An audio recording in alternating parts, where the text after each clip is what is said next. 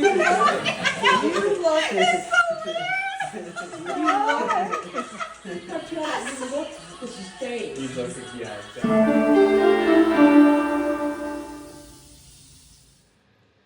Hi everyone.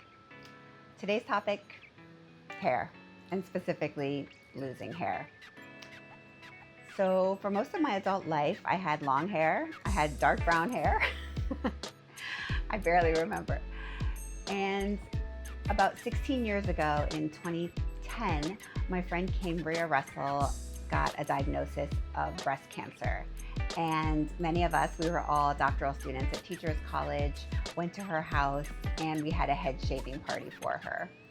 And somebody asked, actually it was Paul Kim, if anyone was going to shave their hair in solidarity. And I actually kind of thought about it because I always wondered what I would look like with a shaved head or a bald head. Well, 16 years later, I have found out. But I decided not to shave my head in solidarity, but to cut my hair in solidarity. So I did that while Cambria ended up eventually shaving hers off and donated it to charity for folks going through cancer. The whole process that Cambria went through around her hair and her cancer journey was actually documented in a phenomenal documentary that premiered on HBO called Mondays at Racine, and it was even nominated for an Academy Award, so I definitely encourage you to check it out. So fast forward 16 years to when I had always kept my hair short, except for COVID, and when I got my cancer diagnosis, my oncologist told me that I would be losing my hair. And I decided to go ahead and shave it off on my terms. It meant not waiting for it to start falling out. So I am actually a month into my chemo treatment, and just a few days ago, I started noticing my hair falling out. So I wanted to do it when I was feeling good, not when I was already feeling sick and then having to deal with hair loss. So that was why, even though some folks said, no, just wait, you don't have to do it right away, because I'm stubborn and I like to do things in my own way and make my own rules, I was like, no, January 1st is the day. I went to a barber shop that I had been to in Mazatlan and asked one of the guys if he would be willing to come over and to do this for me, and he agreed. He said that he had done this for his aunt and was happy to help out. For inspo, I sent him a photograph of G.I. Jane, if you remember Demi Moore in that role, so I think he kind of nailed it. I invited some of my closest friends and neighbors and was honored that they all made time to be there and to cheer me on during this experience that I was not planning on having. So I chose not to look in a mirror while it was happening and just take a deep breath and kind of just feel it out. So I did that, and it was a little bit surreal watching everyone watch me, because some people were getting a little teary and I was just like, please don't cry, don't do this to me. But then I think Claudia put on a really kick-ass song,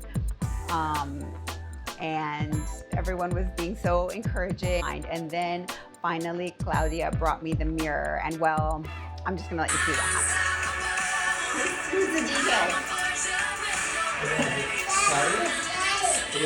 Claudia was the DJ. Because remember the TV doesn't...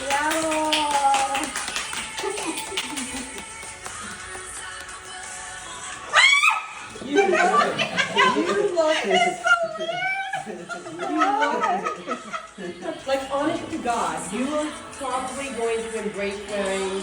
Oh, it is so weird!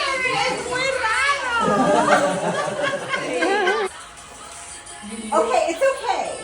You look amazing. When you did the flip off, you literally look like you were a badass G.I. Jane. So after the initial freak out, I did get used to it, and I will say I actually don't mind this kind of look. I'm bracing myself for a totally bald head, which will look different from this. It's possible my eyebrows will fall out, and it's also possible that my eyelashes will fall out, and I'm kind of dreading that because that actually, your eyelashes have a very specific functional purpose, so I'm not looking forward to that.